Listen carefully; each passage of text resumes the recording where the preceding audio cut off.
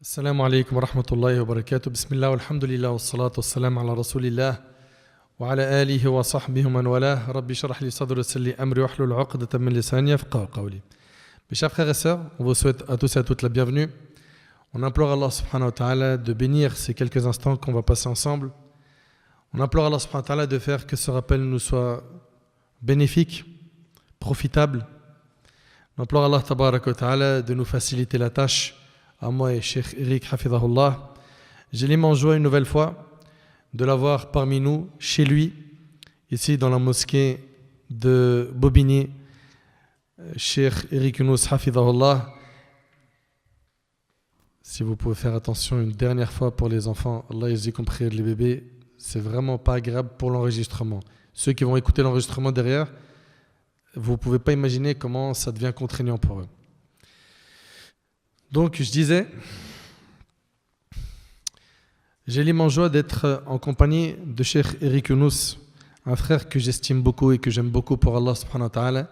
Et j'implore Allah tabarak wa ta'ala de le récompenser pour ses efforts dans la da'wah. J'implore Allah subhanahu wa ta'ala de le bénir. J'implore Allah tabarak wa ta'ala de lui accorder at-tawfiq, la réussite, al-ikhlas fil qawli wal amal. J'implore Allah subhanahu wa ta'ala de le garder sur ce chemin jusqu'à son dernier souffle. Car une personne qui appelle Allah, son plus grand souhait, c'est cela. C'est d'être sur ce chemin jusqu'à rencontrer notre Seigneur Jalla fi'ula. Mes chers frères et sœurs, aujourd'hui on a décidé, bi'idhnillahi tabarak wa ta'ala, d'aborder un thème qui est très très très important, le thème des ténèbres des péchés. Comme vous le savez, le fils d'Adam n'est pas infaillible. Le fils d'Adam fait des péchés. Et il n'y en a pas un parmi nous qui ne fait pas de péché. Seulement, les meilleurs d'entre nous sont ceux qui se remettent en question, qui reviennent vers Allah subhanahu wa ta'ala, qui se battent contre leur ego, leur nafs, pour ne pas persister dans l'erreur. Et les personnes qui sombrent dans les péchés de manière répétée, et surtout en appréciant cela, finissent par vivre de grandes difficultés dans leur vie. Pourquoi ? Parce que les péchés ont des conséquences néfastes sur terre, sans compter ce qu'attend la personne qui ne s'est pas repentie de ses péchés dans l'au-delà. Enfin, chacun d'entre nous doit comprendre que pendant notre vie, on va cheminer, essayer d'être le plus pieux possible, mais on va trébucher, on va tomber. Ce qu'il faudra à chaque fois, c'est de se relever et aller de l'avant. Et ne pas se dire, je suis tombé, j'ai essayé tellement de fois d'avancer vers Allah, j'ai pas réussi, allez, c'est pas fait pour moi, stop, j'arrête. Pourquoi ? Parce que si tu fais ça, tu auras été vaincu par le diable qui t'a fait tomber dans le désespoir. Et nous, Allah tabarak wa ta'ala, il nous ordonne de ne pas désespérer de sa miséricorde. Allah tabarak wa ta'ala est clément. Et quoi qu'on ait fait comme péché, il les pardonne si, bien évidemment, on réalise qu'on est en danger en faisant ces péchés, si on regrette, si on se bat chaque jour pour être une personne meilleure.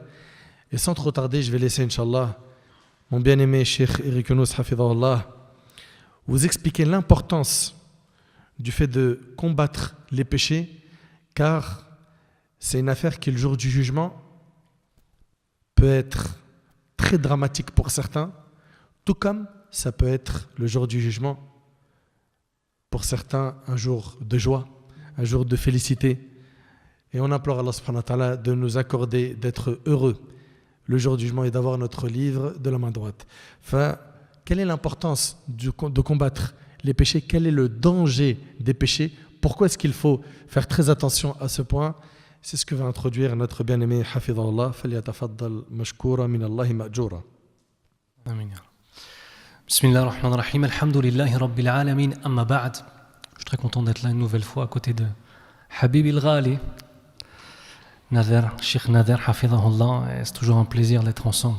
Qu'Allah nous garde une belle amitié, Ya Rabbal Alamin, jusqu'au dernier de nos souffles, et qu'il nous unisse toujours sur Kalimat la ilaha illallah et le fait d'appeler à lui, Ya Rabbal Alamin. Cheikh a insisté déjà en premier lieu, il a commencé à vous enseigner des choses là, des choses que certainement beaucoup d'entre nous ont déjà entendues, mais néanmoins, on doit se rappeler qu'effectivement, on va tous commettre des péchés. On va tous trébucher et on doit tous se relever. Ce qu'on va essayer de voir ensemble, c'est en premier lieu, quelles sont les conséquences des péchés. Parce que la question, est-ce que vous allez tomber dans les péchés, est-ce que je vais tomber dans les péchés, est-ce que nous allons tomber dans les péchés, la réponse est déjà claire. La réponse est oui. Ensuite, une question se pose, est-ce que ce seront des péchés mineurs, des péchés majeurs? Est-ce que ce seraient des péchés qu'Allah nous préserve qui font sortir de l'islam ou pas? Ça va être la vraie question qu'on va se poser. Puis ensuite se posera la question du repentir à Allah subhanahu wa ta'ala. Mais avant d'arriver à cela, j'ai envie qu'on insiste sur un élément. Les péchés sont un voile entre nous et Allah. D'accord? Imaginez-vous de façon symbolique, parce qu'Allah Azza wa Jal, dans Surat An-Nur, il prend comme symbole de sa propre lumière, Nourun ala Nour. On va prendre la symbolique de lumière. Là, j'ai une lumière, par exemple. Entre moi et cette lumière, s'il n'y a pas de voile, de rideau, plus ou moins épais, plus ou moins opaque, la lumière va m'arriver de façon complète. Ça, oh là là. Mais si entre moi et cette lumière-là, je commence à mettre un premier rideau opaque, puis un deuxième, puis un troisième, puis un quatrième, premièrement, la couleur de la lumière va être changée. Deuxièmement, l'éclat de la lumière va être changé. Troisièmement, cette lumière ne va plus éclairer mon visage. T'es plus mon awwar. T'as plus la lumière du din d'Allah Azza wa Jal sur ton visage. Donc le premier élément, et ça c'est très important de comprendre cela, c'est que les péchés sont un voile qui nous empêche de nous rapprocher de la lumière divine. Et si ça nous empêche de nous rapprocher de la lumière divine, a fortiori, ça nous empêche d'être un porteur de cette lumière divine. Et ça nous empêche de transmettre cette lumière divine. Beaucoup de gens se plaignent de voir leur épouse dans la désobéissance, ou des femmes de voir leur mari dans la maltraitance, ou des parents de voir des enfants dans leur désobéissance. Quand on revient aux Sahaba radiyallahu anhum, lorsqu'ils voyaient la moindre désobéissance de leur famille, ils juraient par Allah que ceci était en cause de certains de leurs péchés. C'est-à-dire que je ne veux pas qu'on tombe dans le simple stéréotype de la mas'ala sur les péchés. Il y a un péché, tu te repens, et c'est ça notre vie. En fait, il y a un péché, il y a des conséquences à ce péché. Il y a un éloignement d'Allah Azza wa Jal, il y a un voile spirituel, malheureusement ténébreux, qui se met entre nous et Allah Azza wa Jal. Et si on laisse les voiles s'additionner les uns aux autres, arrivé à un moment, cette lumière n'en est plus une pour nous. La réalité, c'est que la lumière du din reste la lumière du din, ça. Mais c'est moi qui ai changé, c'est mon cœur qui a changé. Et ça, Ibn al-Qayyim, rahimahullah, dans son livre Ad-Da wa Ad-Dawa, Péché et guérison, il insiste dessus. C'est tout un livre qu'il a écrit en réponse à une question. Un homme lui envoie une question en lui disant « Ya Shaykhana », je résume, parce que ça fait une demi-page la lettre, « Je suis tombé dans un type de péché que je sens, malgré mon repentir, être un mur entre moi et mon Seigneur. Et c'est un péché duquel je n'arrive pas à me détacher. » On apprendra plus tard dans le livre que le péché, c'est l'ishq, un amour pour une femme qui dépasse l'amour d'Allah Azza wa Jal. Il aime une femme plus qu'on aime Allah Azza wa Jal. C'est problématique ou pas? Déjà les questions qui se posent, tu vois ce que je veux dire? C'est pas la question la musique, l'argent, les trucs, c'est déjà ils sont dans des recherches de purification spirituelle. Et pour lui répondre, il a écrit un livre. Ça c'est le premier élément. Le deuxième élément, c'est par rapport à un verset que j'ai mentionné dans une conférence hier et que je vais vous rementionner très rapidement. قال الله ولكن الله حبب إليكم الإيمان. Mais Allah a fait en sorte que vous aimiez la foi. Ça émane d'Allah. وَزَيَّنَهُ فِي قُلُوبِكُمْ. Et il a rendu cette même foi magnifique. Quelque chose de lumineux, quelque chose que tu veux voir, quelque chose sur lequel tu veux vivre. Et ensuite, il va nous parler des péchés. وَكَرَّهَ إِلَيْكُمْ الْكُفْرَ وَالْفُسُوقَ وَالْعِصْيَانَ. Et il a fait en sorte que vous détestiez la mécréance idéologique, al-fusuq, les péchés tellement pratiqués qu'ils finissent par devenir une caractéristique de notre personne. J'ai tellement pratiqué ce péché que ça devient une caractéristique de ma personne. Comme par exemple, la violence. Être violent, c'est un péché. Et si quelqu'un dit de toi, quand il te décrit, Foulaine, il est gentil mais il est violent, sache que ce péché est devenu une caractéristique de ta personne. Ou alors ceux qui parlent en étant vulgaires. Si on parle en étant vulgaire et c'est une chose qui reste, ça veut dire que le péché est tellement profondément ancré que c'est devenu du fusouq. Wal isyan, ainsi que les péchés qui sont occasionnels. Ulaika humur rashidun. Ceux-là sont les bien guidés, sont les droits. Donc le deuxième élément de cette introduction, c'est que c'est Allah qui te fait aimer l'iman, c'est Allah qui te fait aimer cette lumière. Et c'est Allah qui va te faire détester les péchés. Donc ça fait partie des invocations qu'on doit faire. Ya Rab, fais que j'aime ce que tu aimes. Ya Rab, fais que je déteste ce que tu détestes. Parce que si tu arrives à avoir ça dans ton cœur, les péchés ne sont même plus attirants. C'est ça les vrais degrés de la piété. Vous savez ça? Les vrais degrés de la piété, c'est quand le péché est une chose qui est détestée par ton âme. Avant ça, on est simplement, entre parenthèses, dans la guerre contre son âme. Le djihad contre son âme, t'essayes, elle veut, etc., etc. Ça, c'est le deuxième élément. Et le troisième élément, c'est qu'Allah subhanahu wa ta'ala, dans un verset, il donne une image vis-à-vis des ténèbres, des plus grands péchés, qui sont les actes de mécréance. Et il donne la symbolique dans le Coran al-Karim d'une mer agitée, avec des vagues, les unes sur les autres, avec des nuages remplis de colère, remplis de pluie, remplis de tonnerre, qui s'abattent sur cette même mer. Allah Azza wa Jalla nous dit أو كظلمات في بحر لجي يغشاه موج من فوقه موج من فوقه سحاب ظلمات بعضها فوق بعض إذا أخرج يده لم يكد يراها ومن لم يجعل الله له نورا فما له من نور. Donc Allah Azza wa Jal, dans ce verset, il nous dit dans le sens, leurs actions sont semblables à des ténèbres sur une mer profonde. Donc là, il va nous donner une image, en fait, des péchés qui vont être comparables à une mer extrêmement profonde. Je ne sais pas pour vous, on a l'habitude d'aller à la mer et de se baigner, mais on se baigne sur la plage, shati, on se baigne sur la plage. C'est pas au large, à 3 km, 4 km du large. C'est la profondeur, c'est l'inconnu, c'est la peur. Et ensuite, il nous dit, des vagues la recouvrent, des vagues au-dessus desquelles s'élèvent d'autres vagues. Les péchés sont des vagues qui viennent recouvrir nos cœurs. Et plus je vais alimenter ces voiles, plus ces vagues vont être immenses. Et plus elles vont donner naissance en tombant, elles vont créer du courant, et elles vont créer quoi d'autre? D'autres vagues. Les unes au-dessus des autres. Mais Allah Azza wa Jal ne s'arrête pas ici, en fait, dans l'image. Par la suite, il nous dit, sur lesquels il y a d'épais nuages. Ça veut dire, même si tu arrives à sortir de ces vagues, il y a autre chose qui a émané de ces vagues. Je vous rappelle que les nuages sont la conséquence de l'évaporation de l'eau. Ça, oh là là. Donc en vérité, on finit par être cerné par notre droite, par notre gauche, par ces vagues des péchés qui nous étouffent si on nous jette au milieu. Et ensuite, même quand cela s'évapore et qu'on a l'impression que ça y est, on s'est débarrassé, en vérité, l'eau de ces vagues, l'eau de ces péchés s'est transformée en nuage.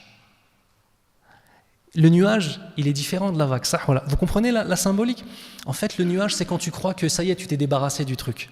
Mais en fait, c'est resté au-dessus de ton esprit. Remarquez une chose.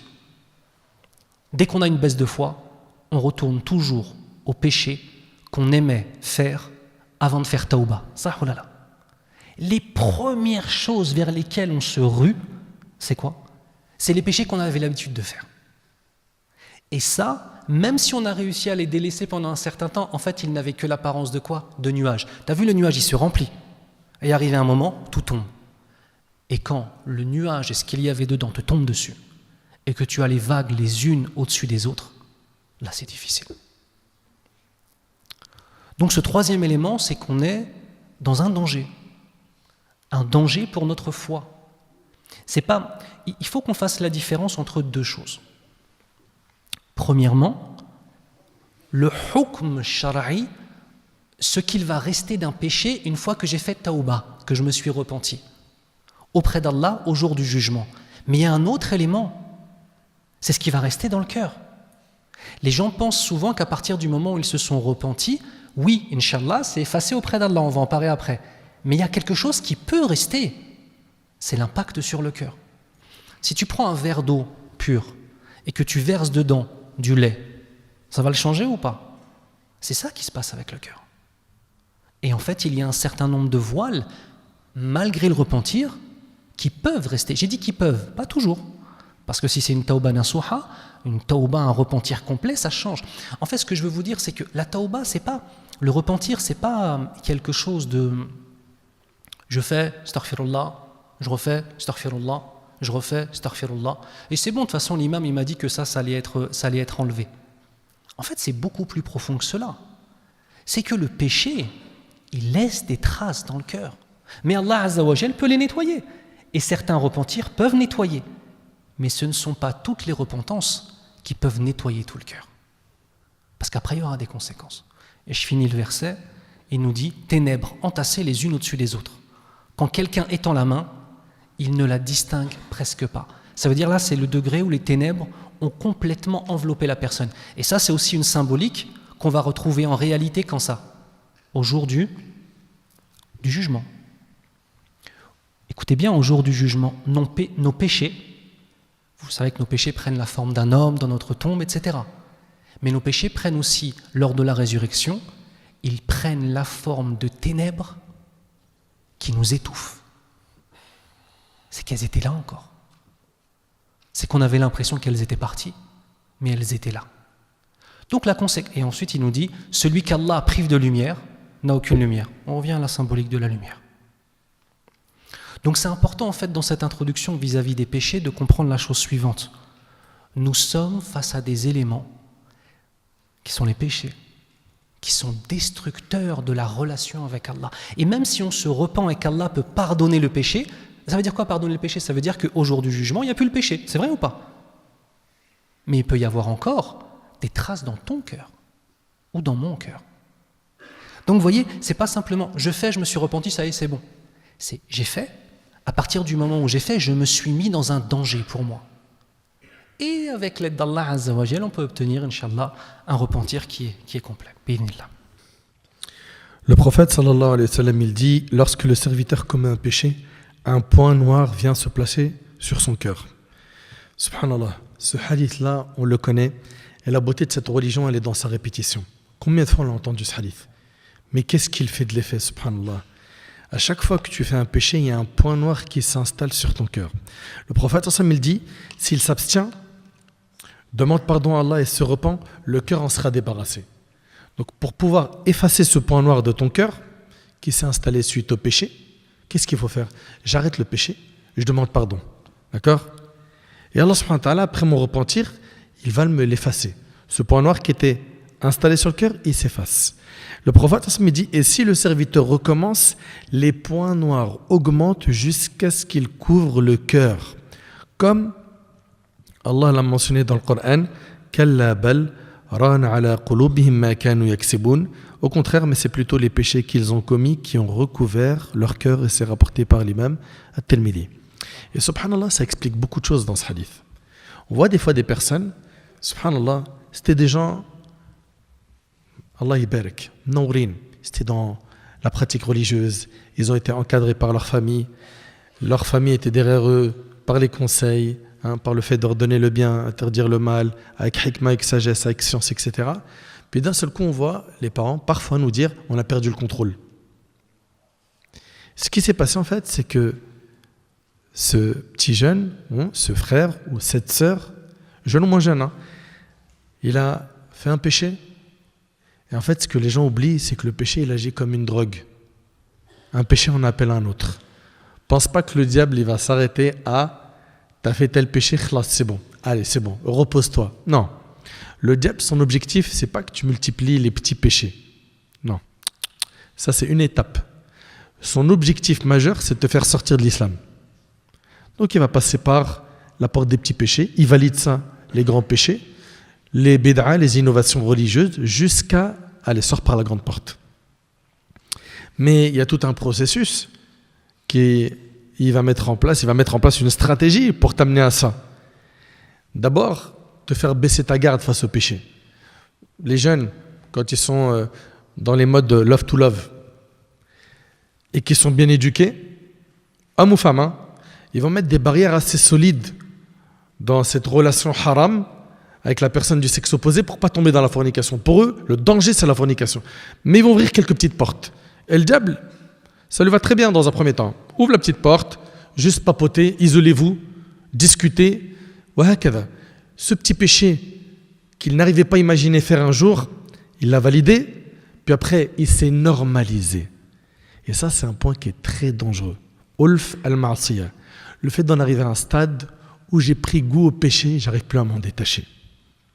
C'est-à-dire quoi? C'est-à-dire en deux mots, cette personne-là, elle prend goût, elle prend du plaisir quand elle met en colère Allah.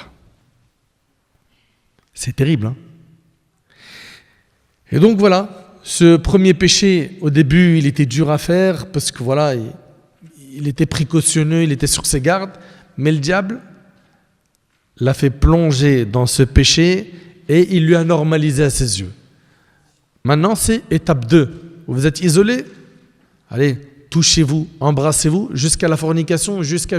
Et c'est pas l'objectif, la fornication. L'objectif, c'est de te faire sortir de l'islam. Ça, faut vraiment bien le comprendre. Hein. Et quand tu sors de l'islam, il atteint son objectif et le jour du jugement, il se désavoue de toi. كمثل الشيطان إذ قال للإنسان اكفر فلما كفر قال إني بريء منك إني أخاف الله رب العالمين. C'est terrible. Allah subhanahu wa ta'ala, il nous dit que le diable, quand il amène la personne au kufr, la mécréance, qu'est-ce qui se passe? Il dit Inni bari'un mink. Le jour du jugement, il se désavoue de toi. Il dit moi je me désavoue de toi. Et il rajoute quoi? Moi j'ai peur du Seigneur de l'univers. C'est terrible. Tout comme dans Sourate Ibrahim, quand il dira وقال الشيطان لما قضي الأمر إن الله وعدكم وعد الحق ووعدتكم فأخلفتكم. Le diable dira quand tout sera établi, il va faire un discours en enfer. Il va dire Allah vous a fait une promesse de vérité et je vous en ai fait une que je n'ai pas tenue. وما كان لي عليكم من سلطان. Et je n'avais aucune autorité sur vous. T'imagines le diable qui se désavoue publiquement de ses suiveurs? إلا أن دعوتكم فاستجبتم لي. Je vous ai juste invité à faire le mal et vous m'avez répondu. Et il leur dira quoi? فلا تلوموني ولوموا أنفسكم. Ne me faites aucun reproche, faites-en vous-même. Ça, c'est un discours qui est dans Sourate Ibrahim que le diable va faire en enfer. Pour les habitants de l'enfer, qu'Allah nous en préserve. Donc, une fois qu'il a validé cette étape de te pousser à faire le péché et que le point noir s'est installé dans ton cœur, et qu'après, il t'a poussé au deuxième péché, le deuxième point, le troisième point, le quatrième, le cinquième, 10e, 100e, à un moment donné, ce cœur, avec l'accumulation des points noirs, qu'est-ce qui se passe? Il est taché et à la fin, il finit par rouiller. Et quand il rouille, là, le diable, il est content. Pourquoi? Parce que tu en arrives à un stade où tu vois ce qui est bien comme mal et ce qui est mal comme bien. Et si aujourd'hui, on a des gens qui sont plus sensibles au rappel, il parlait tout à l'heure, Cheikh Younous, de ces voiles, c'est à cause de l'accumulation des péchés. C'est pas un point noir qu'il a dans le cœur. Il en a tellement que mesquine ou mesquina aujourd'hui, ça s'est assombri. Est-ce que c'est impossible pour lui de revenir vers Allah? Non, c'est pas impossible. Mais il y aura du boulot. Avec l'aide d'Allah, c'est pas impossible. Allah tabarak wa ta'ala, il a guidé énormément de personnes qui étaient très loin. Mais comment est-ce qu'il les a guidés? Il les a guidés lorsque ces personnes ont demandé à Allah de le guider. Et ça, il faut vraiment bien prendre en compte ce point. Allah subhanahu wa ta'ala, il dit Ya ibadi kullukum dhallun illa man hadaytuh fastahduni ahdikum. Oh mes serviteurs, vous êtes tous dans l'égarement. Excepté ceux que j'ai guidés, demandez-moi la guidée, je vous l'accorderai. La guidée, elle se demande. La guidée, elle se cherche. Tout comme aujourd'hui, la plupart de nos frères et nos sœurs cherchent à réussir dans leur vie sociale, à décrocher un bon diplôme, un bon job, avoir un bon salaire, etc. Et c'est devenu l'objectif de la vie de certains. Là, on parle de la vie future. Tu as cherché le confort sur terre. C'est pas interdit si tu as fait ça dans le cadre autorisé par la religion. Mais ton confort dans ta tombe, qu'est-ce que tu as planifié pour ça? Le confort du jour du jugement? Ta destination finale, elle sera où? Donc les gens, quand ils font trop de péchés, qu'est-ce qui se passe? À la fin, ils peuvent en arriver au stade de la rouille du cœur. Et là, le cœur, wal'iyadhu billah, il est mort. Il est mort parce que les cœurs sont de 3 états. Il y a le cœur saint, il aime les bonnes actions, il déteste les péchés. Il est attiré par le bien, il déteste le mal. Il y a le cœur malade, il a un pied dans le bien, un pied dans le haram. Et il y a le cœur qui est mort, wal'iyadhu billah, qu'Allah nous en préserve. C'est le cœur qui est attiré que par la désobéissance et qui déteste tout ce qui rapproche d'Allah. Il y a des gens autour de nous, des fois on vient pour leur faire da'wah dans le quartier, etc. Tu essayes de te rapprocher un peu de lui, tu veux son bien. Il te fuit comme la peste. Il a trop assombri son cœur par l'accumulation des petits points noirs. D'où le fait qu'il ne faut pas sous-estimer les péchés.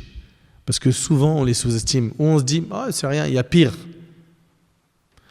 Nos salafs, les pieux prédécesseurs, ils nous ont enseigné, ne regarde pas la petitesse du péché, mais regarde l'immensité de celui qui est en train de désobéir. Et le croyant, il est toujours sur ses gardes, il fait très attention au péché. Jazakallah khair wa alaykum assalam wa rahmatullahi wa barakatuh. Hafizakallah wa ra'ak. Donc ça, c'était concernant, ahbab el-karam, comme je vous ai dit, l'accumulation des petits péchés. Et il y a un autre hadith que Sheikhna, hafizahullah, il va vous citer, bénéla. On a un hadith qui nous dit dans le sens, c'est rapporté par l'imam Muslim, rahimahullah. Regardez comment le prophète, sallallahu alayhi wa sallam, à travers simplement les images qu'il utilise, il nous enseigne. Les cœurs sont exposés aux tentations, progressivement, à la manière d'une natte que l'on tresse nœud par nœud. Il prend ici l'image, en fait, tu as vu, comme pour faire... alors maintenant, nous, on est dans une période industrielle, on n'est pas forcément des paysans, etc. Mais à l'origine, quand tu veux faire une corde, il faut construire la corde. Et pour avoir une corde qui soit solide, qu'est-ce que tu dois faire? Tu dois faire des petites cordes et ensuite tu vas les tresser, à la manière des tresses, mais entre elles. Et après, ça va te donner une grosse corde qui sera bien solide. Donc le prophète, sallallahu alayhi wa sallam, va prendre cette image-là. Les cœurs sont exposés aux tentations, comment? Progressivement, comme disait Cheikh il y a 3 minutes, à la manière d'une natte que l'on tresse, nœud par nœud. Les nœuds ensuite, quand tu tresses la natte très fort, c'est difficile de l'enlever après ou pas? C'est difficile d'enlever les nœuds quand tu as bien serré, oui ou non? Tu vois? Plus je vais m'habituer à ces péchés, plus ils vont devenir des caractéristiques de ma personne, plus je vais, comme a dit Cheikh tout à l'heure, les normaliser, et plus les enlever, ça va me paraître quelque chose d'immense. Tout cœur qui se laissera gagner par cette tentation sera marqué d'un point noir. Encore une fois, la même image. Et tout cœur qui la rejettera sera marqué d'un point blanc jusqu'à ce que les cœurs se partagent en 2 catégories. Ici, il rajoute quelque chose, sallallahu alayhi wa sallam, par rapport au hadith d'avant. C'est que si on fait le mal, point noir, mais si on fait le bien, on a quoi? Point blanc. Repousser une tentation, à la manière de Youssouf alayhi salam, lorsqu'il a été exposé à Imra'atul Aziz et aux autres femmes, les plus belles femmes de toute la ville, qui sont venues lui proposer, voilà. Quand je rejette, gardez ça à l'esprit mes frères, quand je rejette une tentation, c'est pas juste que je me suis protégé d'un point noir, ça va plus loin. Allah Azza wa Jal Marzaq, il m'a donné par sa miséricorde un point blanc qui va venir illuminer mon cœur. Donc repousser le mal est une adoration. Et les adorations ont toujours une conséquence. La conséquence, c'est plus de lumière. Jusqu'à ce que les cœurs se partagent en 2 catégories. Un cœur blanc, comme un rocher, blanc et solide. Aucune tentation ne peut lui nuire tant que la terre et les cieux existeront. En fait, il faut prendre cette notion de suivre le dîn d'Allah Azza wa Jal comme étant un honneur profond. Et Allah Azza wa Jal, c'est comme si Allah Azza wa Jal, il t'avait revêtu par l'islam d'un habit magnifique, duquel tu dois faire attention. Si j'ai conscience de cela, si je suis fier de mon dîn, si je me rappelle que je ne mérite pas d'être musulman, mais c'est Allah Azza wa Jal par sa miséricorde qui me donne, Akhil Karim, ton objectif c'est d'avoir ce type de cœur. Comme un rocher blanc et solide, aucune tentation ne peut lui nuire tant que la terre et les cieux existeront. Ça y est, lui, il est tamponné, mashallah, tabarakallah. Et l'autre cœur, noir, foncé et terne, comme une cruche retournée. Il est vide, comme une cruche retournée. Il est vide, il n'y a rien en vérité. Il ne reconnaît aucun bien, c'est ce dont parlait Cheikh tout à l'heure, ni ne rejette aucun mal, en dehors de ce qu'on lui a inculqué comme passion. Dans nos existences, soit on prend le modèle du prophète Mohammed sallallahu alayhi wa sallam comme étant notre modèle de vie, notre modèle idéologique dans sa façon de nous exposer les choses, notre modèle jusque dans notre apparence. Soit on prend lui, soit on prend d'autres modèles. Ce que je veux dire, c'est qu'à partir du moment où on laisse le modèle du prophète sallallahu alayhi wa sallam, on va forcément adopter d'autres modèles. Donc tu vois, on ne pourra pas obtenir ce type de cœur s'il n'y a pas certains choix qui sont faits. Et c'est là où en fait on va... Regardez, ce n'est pas la même chose une personne qui se bat pour essayer de rester debout sur un terrain boueux. Il y a de la boue partout, ça glisse. Il glisse, il tombe, il se salit, il se relève, et il marche, et il glisse. C'est pas la même chose celui qui est dans cette vie et son seul objectif c'est de ne pas tomber, et celui qui va avoir l'intelligence de regarder, d'apprendre à marcher sur un terrain glissant, à se décaler et aller sur un autre terrain qui lui ne l'est pas. Ça, oh là là. Ils ne pourront pas avoir les mêmes objectifs parce qu'en fait, ce n'est pas les mêmes ambitions. Donc en fait, la vraie question à se poser dans notre relation au péché, c'est qu'est-ce que nous cherchons ? On cherche quoi ? C'est quoi notre ambition dans le dîn ? Est-ce que mon ambition, c'est juste de ne pas faire les grands péchés ? Est-ce que mon ambition, c'est une ambition de piété ? Est-ce que mon ambition... Et t'as vu, regarde, des fois, pour nous-mêmes, on n'est pas très ambitieux. Qui a des enfants ? Levez la main.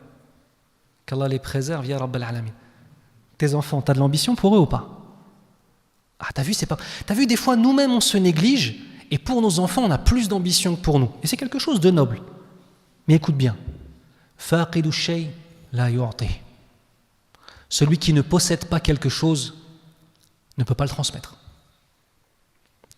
Si je veux pour mes enfants cette lumière, ce cœur blanc, solide, fort, il faut que moi je sois un modèle de cela. Ça ne peut pas marcher sinon. Ou alors, si Allah Azza wa Jal, il fait un miracle. Et ça remet encore une fois la notion de responsabilité sur nos épaules. Qu'est-ce que je cherche ? Qu'est-ce que je vise ? Et qu'est-ce que je veux transmettre, Inch'Allah ? Concernant la question qui se pose, c'est la question de comment se préserver des péchés. Tu ne pourras te préserver des péchés qu'à travers la science religieuse. Pourquoi ? Parce que plus je vais apprendre à connaître Allah Tabaraka wa Ta'ala, plus mon amour pour lui va grandir dans mon cœur, plus j'aurai de la honte et de la pudeur de lui désobéir. Aujourd'hui, ceux et celles, et je suis désolé, ça va faire un petit peu mal aux oreilles, mais wallah, c'est la réalité. Ceux et celles aujourd'hui qui désobéissent matin, midi et soir à Allah Tabaraka wa Ta'ala, qui tombent dans les grands péchés, qui sombrent dans les péchés, qui n'arrivent pas à en sortir, ce sont des personnes qui ne connaissent pas Allah. Ils ne le connaissent pas. Ah mais non, commence pas, comment ça tu peux parler comme ça, tu me juges. Non. C'est 1 plus 1 égale 2. Point. Quelqu'un qui connaît réellement Allah, wallahi, l'amour qu'il va avoir pour lui va lui installer du haya, de la pudeur. Il aura honte de désobéir à Allah subhanahu wa ta'ala. Est-ce que ça veut dire par là qu'il sera infaillible, ne fera plus jamais de péché jusqu'à sa mort ? Non. Ça veut dire que quand il va trébucher, il va glisser, il va se remettre en question rapidement et il va regretter sincèrement parce qu'il aime son Seigneur. Et comment ne pas l'aimer ? Azza wa Jal.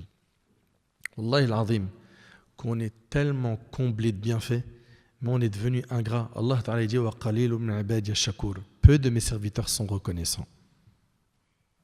C'est une réalité.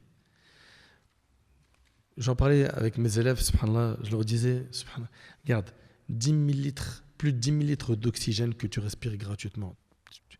Tu payes quoi de cet oxygène ? Rien, c'est gratuit. Et puis c'est sans effort. Et sans ça, tu ne vis même pas. Le sang qui circule dans ton corps, là, pendant que je suis en train de parler, là, ce qui se passe dans mon corps, le cerveau, etc., les ordres qui sont donnés à droite et à gauche, qui gère tout ça ? Qui m'a donné cette possibilité de pouvoir gérer mon corps de cette manière-là ? Il y en a, ils rêveraient de parler, ils ne peuvent pas. Il y en a, ils n'ont jamais vu de leur vie une couleur, ils ne savent même pas ce que c'est. Il y en a, ils n'ont jamais entendu un son. Il y en a, ils n'ont jamais marché de leur vie. Il y en a, ils ne se sont jamais prosternés. Ils rêveraient de mettre leur front au sol, mais en handicap, qui les empêche. Il y a même des gens parmi nous qui rêvent de jeûner. J'ai eu un de mes élèves, Hafidahullah, je n'oublierai jamais, subhanallah, il m'a dit, depuis l'âge de mes 16 ans environ, je n'ai pas jeûné. J'ai un diabète tellement fort. Il m'a dit, Mouallim, s'il te plaît, donne-moi des clés pour pouvoir sentir le jeûne du mois de Ramadan. Je ne savoure plus rien. T'imagines que toi, ce jeûne-là, qui t'éprouve par la faim et la soif, il y en a, ils rêveraient de jeûner. La ibada, c'est une ni'ma. L'adoration, c'est un bienfait de la part d'Allah. La santé, c'est un bienfait. Le rizq qu'Allah te donne, il nous donne à manger, à boire, un toit, etc. Mais en fait, si vous essayez de compter les bienfaits d'Allah, vous ne saurez les dénombrer. Ils sont trop nombreux. Et ce qui nous est demandé, face à tous ces bienfaits qu'Allah nous a octroyés, c'est d'être reconnaissant. La reconnaissance, elle passe par quoi? Al-amal al-salih, par les bonnes actions. Par le fait d'adorer Allah en faisant des bonnes actions. Et ceux et celles qui ne connaissent pas Allah subhanahu wa ta'ala comme il le faut, ne réussiront pas à sortir du trou des péchés. Il faut impérativement apprendre le din. Mais quand on dit apprendre le din, les gens en fait ils pensent qu'apprendre le din c'est aller voir sur YouTube les vidéos de un tel et un tel, avec tout le respect qu'on a pour nos imams, nos conférenciers. C'est de la consommation, ce que vous consommez sur YouTube et TikTok. Il faut s'inscrire dans un cursus scolaire pour apprendre la religion comme vous avez appris pour certains les maths, la physique, la chimie, la médecine, etc., etc. Vous avez été même diplômé. Vous avez sacrifié des nuits, le café la nuit, les veillées enchaînées, etc. Pourquoi? Pour décrocher un grand diplôme. Pas de problème pour ça. La religion, elle nous encourage à quoi? À exceller dans les domaines qui seront utiles. Il n'y a pas de problème. Mais le souci, il est dans le fait qu'on a des gens aujourd'hui, c'est des cadres, des architectes, des ingénieurs, des chefs d'entreprise, des cerveaux qui ne connaissent rien d'Allah. Ils ont percé dans les études de cette dunya, mais ils ne connaissent rien d'Allah. Après, il dit, ouais, j'arrive pas à sortir des péchés. Mais il n'y a rien sans rien. Il faut impérativement que tu apprennes. Plus tu vas apprendre à connaître Allah, plus tu vas être sensible au rappel. Plus peu de paroles vont avoir beaucoup d'effet dans ton cœur. Jusqu'à ce que, subhanallah, moi, Allah, quand je pense à certains salafs, Al-Fudal ibn Iyad, rahimahullah, c'était un brigand de chemin. Un brigand de chemin. C'est-à-dire, c'était la nuit, quand les gens voyageaient, ils disaient même, venez, on s'arrête, si on continue, on va se faire piller par Al-Fudayl et ses hommes. Et Al-Fudayl, non seulement il se repent après avoir entendu quelqu'un réciter le moment n'est-il pas venu pour que le cœur s'humilie à l'évocation d'Allah. Il s'est repenti par Sama' al-Aya, par le fait d'écouter le verset, et après il est devenu Abd al-Haramayn, l'adorateur des deux maisons sacrées de Mecca et Médine. Il en est arrivé à un stade où c'est devenu un savant très sensible, où quand on évoquait le nom d'Allah devant lui, il pleurait rapidement. Mais pour arriver à ce stade subhanallah, de brigand de chemin, où ton cœur il est dur, à ce stade où on te parle un petit peu d'Allah, tu pleures, il y a eu un travail qui a été fait. Il y a eu ce récipient qu'est le cœur qui a été lavé, nettoyé. Vous savez, des fois, on va se repentir, on va revenir vers Allah et on n'arrive toujours pas à enlever les couches, les rideaux qui nous empêchent de faire rentrer la lumière. Vous savez pourquoi? Parce que un vêtement, quand tu l'as traîné dans la boue longtemps, tu as joué au foot, tu l'as torturé le vêtement. Il se peut qu'un passage à la machine ne suffise pas. Il faut faire quoi? On lave une deuxième fois, une troisième fois, puis on rajoute des produits, etc. Et bien toi, c'est pareil. Si tu n'arrives pas à retrouver la lumière tout de suite, il va falloir que tu les multiplies, ce repentir, et que tu persévères. Tu ne lâches pas, tu ne baisses pas les bras. Donc, il faut connaître Allah subhanahu wa ta'ala et savoir quels sont les péchés. Okay? Quels sont les péchés majeurs? Quels sont les pires des péchés? Quels sont les petits péchés? Quels sont les dangers des péchés? Quelles sont les conséquences des péchés? Donc l'apprentissage, c'est nécessaire pour que tu puisses sortir du trou des péchés. On en a plein, ils disent « Wallah, je rêverais d'être quelqu'un de bien. Je kifferais divorcer avec le monde du haram. J'arrive pas. » C'est normal. Tu ne connais pas Allah. Tu ne connais pas Allah. Apprends à connaître Allah. Apprends à connaître ton din. tu verras qu'en faisant ces efforts, à un moment donné, tu ne seras pas le même. Il y a des efforts à faire. Également, et c'est le deuxième point, et après je vais laisser, Inch'Allah, pour les autres points, Cheikh Younous compléter, le regret. Tu veux te détacher des péchés, il faut que tu regrettes le péché que tu as commis. Il faut que tu penses à une seule chose. C'est que le péché que tu as fait, il t'a éloigné d'Allah. Et franchement, on médite un petit peu sur cette phrase. Wallah, elle est très puissante. Hein. Mon péché m'a éloigné d'Allah. Tu trouves ça normal? Toi, tu aimes bien te rapprocher des stars, d'avoir des grands contacts. Parce qu'en temps de crise, dans les moments de galère, ces contacts-là, ils sont super utiles. Mais t'imagines que tu as accepté de supprimer volontairement le meilleur des contacts qui est ton Seigneur, Allah Azza wa Jal. Volontairement, tu ne veux pas de ce lien avec Allah subhanahu wa ta'ala. Et on oublie que Allah subhanahu wa ta'ala dit wa yamsaska Allahu bidur fala kashifa lahu illa hu. Si un mal te touche, nul autre à part Allah peut l'enlever. Personne ne peut te sortir de tes épreuves, de tes embrouilles, de tes soucis à part Allah. Celui qui te donne ta subsistance, celui qui peut être utile, celui qui peut nuire, c'est Allah. Celui qui peut t'éprouver à tout moment, c'est Allah. Celui qui peut dissiper tes soucis et enlever ses épreuves, c'est Allah. Et nous, on tourne nos cœurs vers autre que lui. Donc le regret. Le regret surtout pour quelqu'un qui était sur le chemin de la droiture et puis après il s'est retrouvé avec la mauvaise fréquentation, avec les tentations du diable, à s'écarter du droit chemin. C'est-à-dire quoi?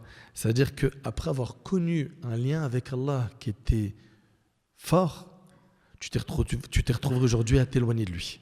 Wallahi al-azim, quel échec et quelle perte. Surtout si la personne meurt dans cette situation, parce que le prophète il a dit qu'on sera ressuscité de la même manière dont on est mort. Toi, tu as pris le chemin du haram, tu ne sais pas en fait qu'un péché en appelle un autre. C'est une drogue. Et combien de personnes ont commencé par la clope, puis après très rapidement Shamma, puis après Chicha, puis la drogue, puis la drogue, essaye de la drogue dure, puis. Ça y est. Il se dit, j'arrive plus à m'en sortir. Parce que ça agit comme une drogue. Et un péché en appelle un autre. C'est pour ça que tu dois regretter amèrement le péché que tu as fait parce qu'il t'a éloigné d'Allah. Et comment tu peux t'éloigner de celui qui t'a créé? Comment tu peux t'éloigner de celui qui pourvoit tes besoins? Comment tu peux t'éloigner de celui qui te jugera le jour du jugement et qui te remettra ton livre soit de la main droite, soit de la main gauche? Comment tu peux t'éloigner de lui? Tu as échangé cette vie qui est le Jannah éternel pour ce vil bas monde. Tu ne te réveilles pas un peu de ton insouciance? Quand est-ce qu'on va se réveiller de notre insouciance? Enfin, mes chers frères, mes chères sœurs, retenez que pour pouvoir éliminer ces péchés, il faut de la science. Il faut que je connaisse Allah. Wallahi que c'est primordial. Et plus on va connaître Allah, plus on aura de l'amour pour lui, on aura de la honte, de la pudeur, on sentira de la gêne lorsqu'on sera dans une désobéissance. Allah Ta'ala dit Innama yakhsha Allah min ibadihi al-ulama, que les savants sont ceux qui craignent le plus Allah. Et le prophète il a dit je suis celui qui craint le plus Allah parmi vous. Pourquoi? Parce qu'il était celui qui le connaissait le mieux. Donc apprenons à connaître Allah subhanahu wa ta'ala, et c'est nécessaire, c'est un besoin. Et arrêtons de nous trouver des excuses. Ouais, j'ai pas le temps, non, parce que je travaille, parce que regarde juste ton temps d'écran et arrête de mentir. Et tu regardes quelle application et combien d'heures par semaine. Et après tu dis t'as pas le temps, c'est juste un manque de volonté. Et le deuxième point, c'est le regret. Ressens du regret du plus profond de ton cœur. Et le prophète il a dit An-nadamu tawba, le regret c'est un repentir. Mais est-ce que le regret suffit? Non, justement, Cheikh Younous va continuer pour les autres solutions. Je vais juste revenir sur ce que tu as dit, Cheikh. On a une parole de Salaf qui reprend les concepts que tu as mentionnés, qui est Man arafa Allah ahabba Allah, wa man ahabba Allah ata'a Allah, li'anna al-mahabbata hiya ta'a. Wallahi, la langue arabe elle est si forte. Allah barak. Celui qui a connu Allah réellement, avec son cœur, va forcément aimer Allah. Celui qui va aimer Allah va donc forcément lui obéir, car l'amour c'est l'obéissance. Simple ou pas? Autre élément, Cheikh tout à l'heure l'a mentionné, et je vais revenir dessus très rapidement, elle a parlé des réseaux. Regardez mes frères, est-ce que je vais vous dire que le fait qu'il y ait certains rappels sur Insta, sur TikTok, sur Facebook à l'ancienne, ou sur Snap, est-ce que je vais vous dire que c'est une mauvaise chose en tant que telle? Non. Si tu peux avoir un petit peu de lumière, tant mieux, c'est vrai ou pas? YouTube, c'est une relation un petit peu différente en termes généraux. Sur YouTube, tu regardes une conférence. En termes généraux, c'est un petit peu différent. Mais regardez maintenant comment le diable peut se jouer de nous. Quand j'ai l'impression qu'à travers TikTok ou Snap ou Insta, je suis en train d'apprendre mon dîn simplement parce que je vois dans mon fil d'actu ou dans les stories que je vais consulter, une story dans laquelle on va mettre la traduction d'un cheikh qui parle de quelque chose, ou alors un muallim ou un cheikh français, francophone, qui va expliquer. Je regarde, et j'ai regardé pendant 30 secondes un truc. Je zappe, un deuxième truc sur le dîn. Pas mal. Je suis en train d'apprendre des choses. Je zappe, je vois un gars qui met la hagra à un autre, et tout le monde rit. Je zappe, je vois un gars qui tombe, qui se galleb, et tout le monde rit. Je zappe, je retombe sur un morceau de rappel. Je zappe, je tombe sur un morceau d'un rappeur ou un extrait. Je zappe, je tombe sur une hijabiya sans aucune pudeur qui est en train de danser sur de la musique. Je zappe. Combien de fois est-ce que je vais zapper en 1 heure? Au minimum 120 fois. On passe facilement 1 heure devant, bon, j'ai pas TikTok, mais on passe facilement 1 heure devant TikTok ou devant Insta, ça, oh là là. Et le problème, c'est qu'on a appris, écoutez bien, comment le diable, la'natullah alayhi, il nous connaît.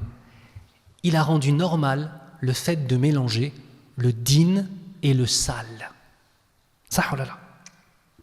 Je vois du din, je vois du sale, je vois du din, je vois du sale.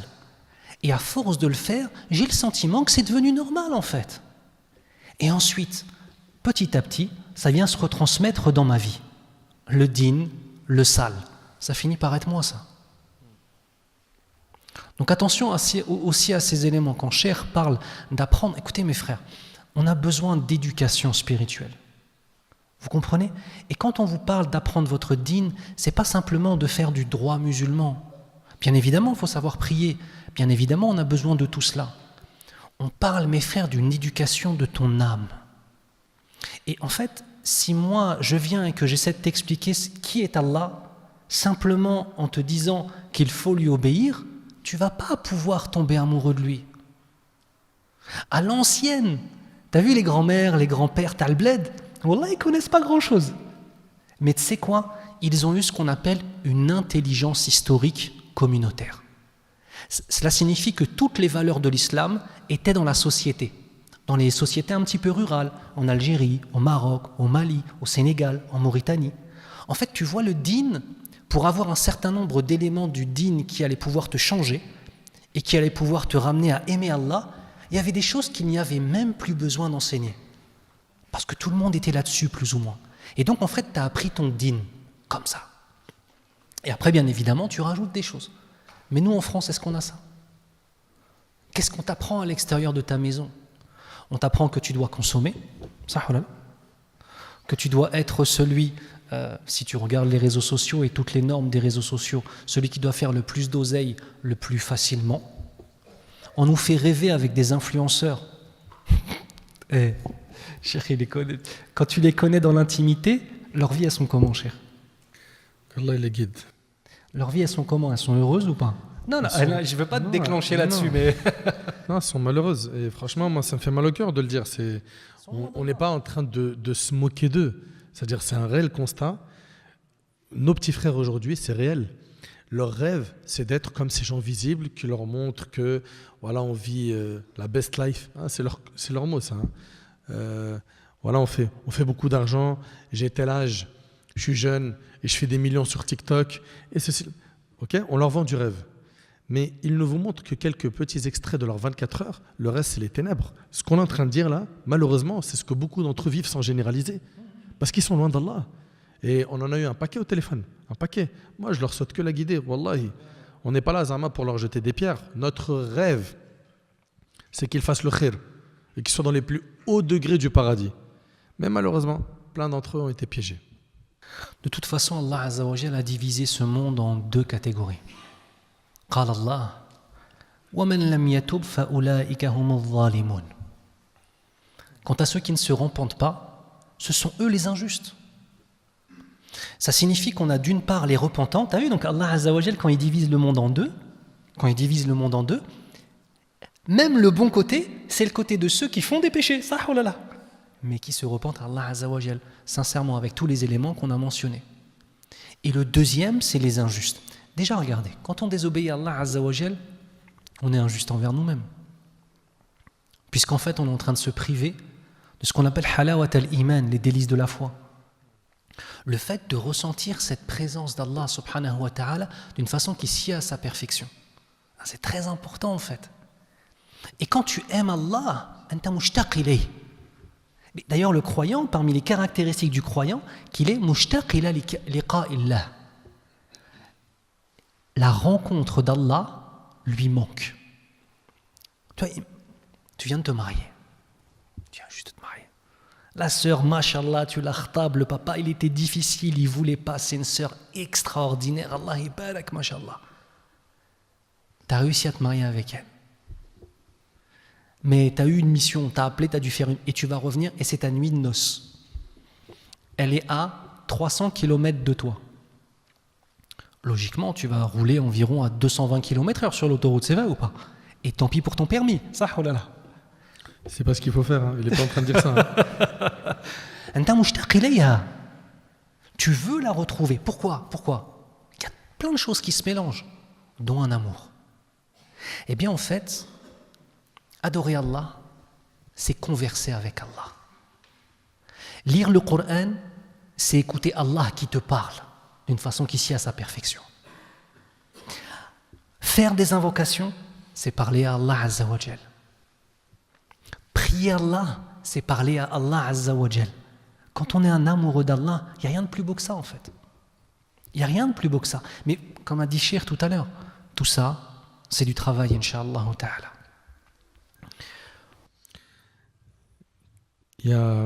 Donc vous avez entendu, jusque-là, la science, c'est ce qui nous permet justement d'éliminer les péchés. On a pu voir ensemble que le fait d'apprendre à connaître Allah, ça élimine les péchés. Le fait de regretter le péché. Cheikh, il a parlé des deux catégories de gens. Il y a également la résolution de ne pas retomber dans le péché. C'est-à-dire être déterminé à ne plus refaire le péché. Et tout ça, c'est des a'mal qalbiyya, c'est des choses qui viennent du cœur. C'est-à-dire que tu peux tromper toute l'humanité en nous disant je suis pieux, je me suis repenti, j'ai arrêté, j'ai fait les 400 coups, j'ai fait ceci, j'ai fait cela, hamdoullah. Mais tu ne pourras jamais tromper Allah subhanahu wa ta'ala. Et donc, une personne qui regrette son péché doit, se détacher après cela du péché immédiatement et être ferme dans sa résolution de ne plus retomber dans le péché. Est-ce que cela signifie qu'il ne refera plus jamais de péché? Non. Mais Allah subhanahu wa ta'ala il dit وَالَّذِينَ إِذَا فَعَلُوا فَاحِشَةً أَوْ ظَلَمُوا أَنفُسَهُمْ ذَكَرُوا اللَّهَ. Subhanallah. Allah subhanahu wa ta'ala, en parlant des croyants, des gens qui pratiquent, il dit lorsqu'ils tombent dans la turpitude, qu'ils se rappellent d'Allah. La première des choses que doit faire le croyant quand il tombe dans le péché ou la croyante, c'est de se rappeler d'Allah. ذَكَرُوا اللَّهَ فَاسْتَغْفَرُوا لِذُنُوبِهِمْ. Et qu'il demande pardon à Allah. Et Allah il nous dit, et qui d'autre à part Allah pardonne les péchés si ce n'est lui? Et Allah il dit وَلَمْ يُصِرُّوا عَلَى مَا فَعَلُوا وَهُمْ يَعْلَمُونَ. Et qui ne persistent pas dans le péché alors qu'ils savent. 3 choses nous sont demandées dans ce verset. 1, c'est que quand je tombe dans la désobéissance, quand je me retrouve tout seul dans ma chambre et que ça y est, je suis en roue libre avec mon smartphone parce que maman dort, papa dort, ou madame elle n'est pas à côté de moi, ou monsieur n'est pas là, ou voilà, j'ai pas de surveillance humaine autour de moi. Eh bien, ça y est, c'est la télé, la tablette, l'ordi, et ça peut aller loin, sites pornographiques, et plus que cela même, voir des prostituées, des escortes. Wallah, on entend des choses aujourd'hui, nasallah al-afwa al-afia, de la folie folle.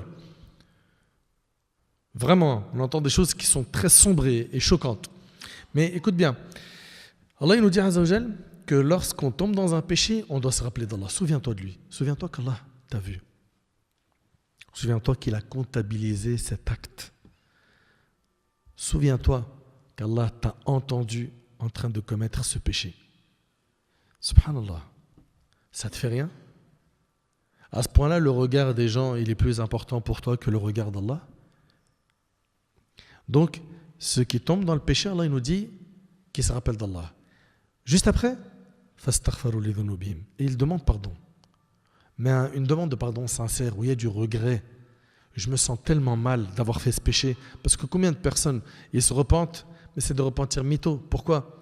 Quand ils repensent au péché, ils disent Wallah, c'était halal quand même, c'était un truc de ouf. C'est vrai que c'est un péché haram, astaghfirullah.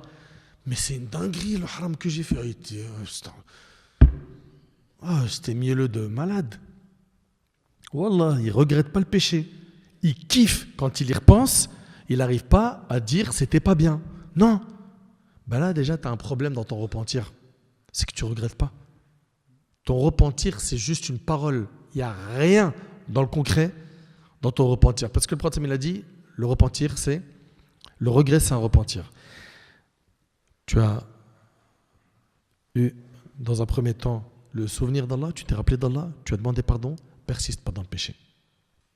Persiste pas, arrête, ça suffit. Tu es en train de te faire du mal. Wallahi l'azim que ça va te rattraper tôt ou tard si tu ne te repens pas. Et combien de fois des gens se sont retrouvés à être rattrapés par les péchés du passé? C'est pour ça, chacun d'entre nous doit faire le nécessaire pour tirer le frein à main. Est-ce que ça veut dire par là qu'on n'en fera plus? Non. T'en feras.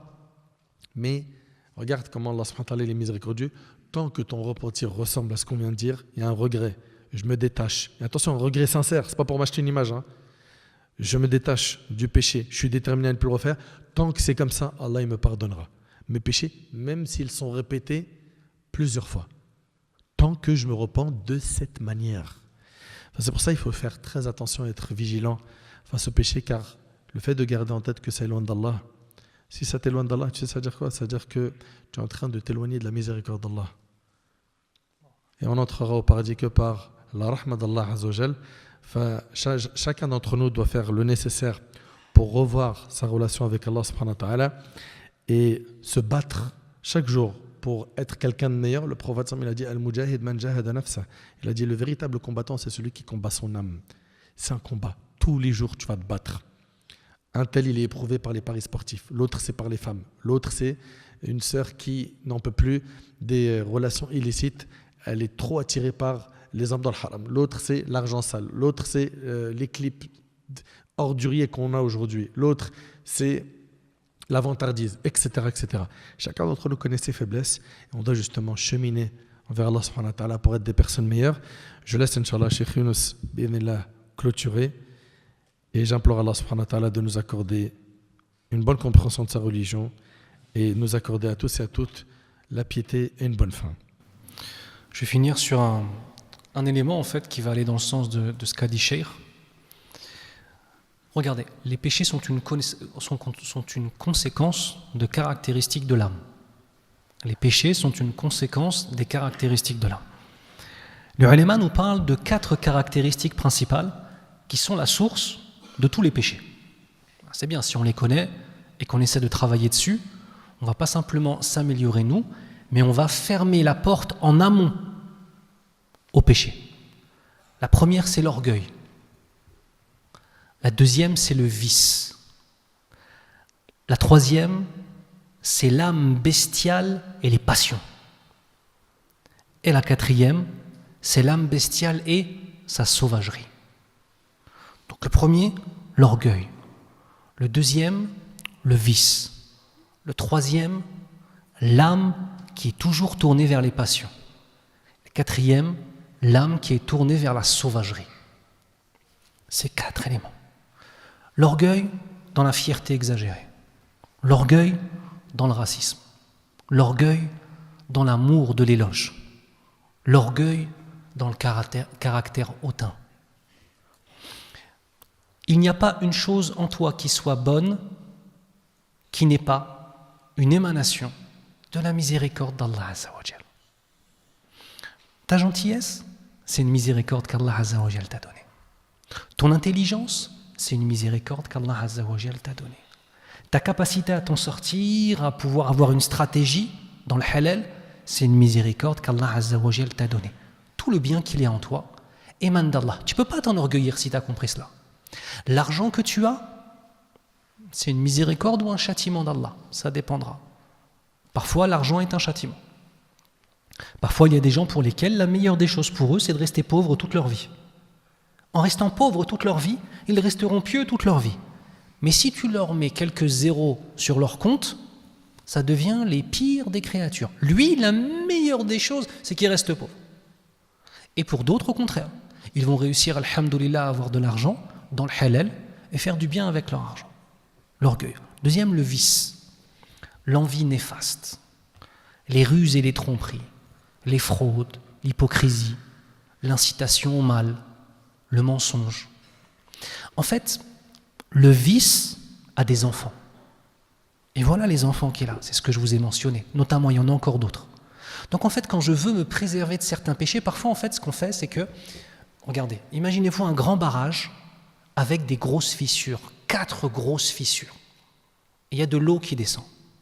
L'eau qui sort de ces 4 grosses fissures, elle vient taper le sol, creuser un peu le sol et faire plein de petits ruisseaux. Si tu vas tout en bas, à 1 kilomètre de ce barrage, tu vas trouver des dizaines et des dizaines de petits ruisseaux. Et souvent les petits frères, ou les grands frères d'ailleurs quand ils viennent nous voir, ou les grandes sœurs, ou les, grands frères, ou les petites sœurs, ils disent, il y a tel petit ruisseau, vous comprenez que c'est les péchés les petits ruisseaux, il y a tel petit ruisseau qui me pose problème, comment je fais ? Alors on lui dit, voilà, il faut que tu t'éloignes de cela. Alors il fait quoi ? Il met un nouveau petit barrage sur ce petit ruisseau. Mais il y en a des milliers. Qu'est-ce qu'il faut faire ? Il faut retourner aux brèches. Il faut retourner à l'origine de ce qui a la capacité à donner toutes ces centaines de petits ruisseaux. D'accord ? Troisièmement, l'âme bestiale et ses passions. Le désir charnel en dehors du mariage. La nourriture excessive. Les drogues. La musique illicite. Etc., etc. Donc là, on est en train de parler d'autre chose, c'est quand mon âme a été tellement habituée à se pencher vers ce qu'elle désire et que je mette toute ma vie au service de combler mon âme, que je finis par être l'esclave de mon âme. Et quatrième chose, l'âme bestiale et la sauvagerie, la colère, la violence verbale, la violence physique. Vous savez, mes frères, Cheikh a grandi dans un quartier, j'ai grandi aussi dans un quartier, la région parisienne, comme nous tous. Il n'y a aucun honneur à parler comme une caïra. C'est bon ? Tu n'es pas en train de montrer une facette de toi qui est bonne quand tu emploies la vulgarité. Le croyant n'est pas fahash. C'est le Nabi sallallahu alayhi wa sallam qui nous dit, le croyant n'est pas vulgaire. Parmi les premières choses à faire quand on se repent à Allah azza wa jal, c'est de faire attention, remplacer les insultes par d'autres choses. Et faites attention à une chose. Parmi les caractéristiques des hypocrites, en tout cas dans l'hypocrite dans les actions, وَإِذَا خَاصَمَ فَجَرَ كما قال النبي صلى الله عليه وسلم. Quand il se dispute, il insulte. Insulter quelqu'un lorsqu'on se dispute fait partie des signes de l'hypocrisie dans les actions. Qu'Allah nous préserve. On a aussi appris dans les quartiers à s'imposer physiquement. C'est une réalité en fait. Quand tu as grandi dans un quartier, la violence, c'est le quotidien. Et je ne suis pas en train de dire que dans les quartiers, on se bat tous les jours. C'est pas ça la réalité. Mais la violence et la tension qu'il y a entre les frères, elle est palpable tous les jours. Et en fait, chaque fois que tu sors, même tu sors de chez toi, tu es dans un sourcil froncé, Akhoya. Moi, c'est une des raisons pour lesquelles j'ai quitté Paris, vous savez ça ? L'ambiance, je vous le dis mes frères, les Parisiens sont connus dans toute la France pour être énervés. Voilà, j'habite en province maintenant, alhamdoulilah, j'habite dans le nord, je suis parti depuis 6 ans, 6-7 ans.